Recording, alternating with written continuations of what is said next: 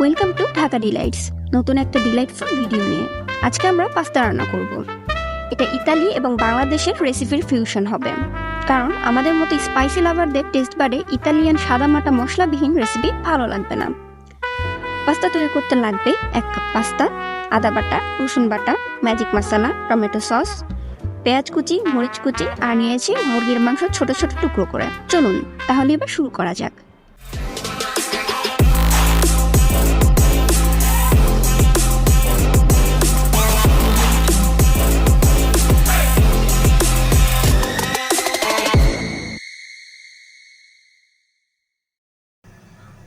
একটি পাত্রে পানি নিয়ে সেখানে পাস্তাগুলো দিয়ে দিলাম, অল্প একটু লবণ দিয়ে দিলাম আর একটু তেল।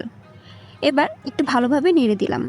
পাস্তা সিদ্ধ করার সময় অল্প তেল দিয়ে দিলে পাস্তাগুলো একসাথে জট পাকিয়ে যাবে না। পাস্তা 80% সিদ্ধ হয়ে গেলে একটি ছাঁকনিতে ঢেলে দিলাম আর ঠান্ডা পানি দিয়ে ধুয়ে নিলাম, যাতে গরমে আরও সিদ্ধ হয়ে না যায়। এবার একটি কড়াইতে তেল দিয়ে দিলাম, পেঁয়াজ কুচি দিয়ে দিলাম। পেঁয়াজ কুচি লাইট ব্রাউন কালার হয়ে গেলে এতে অল্প একটু পানি অ্যাড করে দিলাম, যাতে পুড়ে না যায়।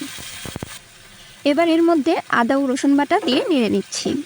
তারপর এর মধ্যে মরিচ কুচি দিয়ে দিলাম, পরিমাণ মতো লবণ দিয়ে দিলাম, অল্প একটু হলুদের গুঁড়া আর শুকনা মরিচের গুঁড়া দিয়ে দিলাম। আপনারা যদি কম স্পাইসি পছন্দ করেন তাহলে মরিচের গুঁড়া স্কিপ করে যেতে পারেন। এবার এর মধ্যে ম্যাজিক মশলা দিয়ে ভালো করে নেড়ে নিচ্ছি আর সামান্য পানি অ্যাড করে নিয়েছি।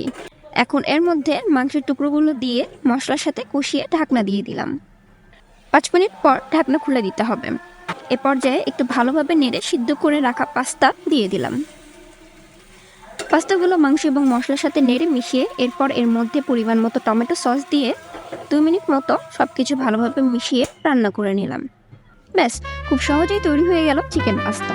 দেখতে যেমন সুন্দর হয়েছে ঠিক তেমনই খেতে অনেক মজার হয়েছে। বাসায় ট্রাই করলে কমেন্ট করে জানতে ভুলবেন না। ভিডিও ভালো লাগলে সাবস্ক্রাইব করবেন। আল্লাহ হাফেজ।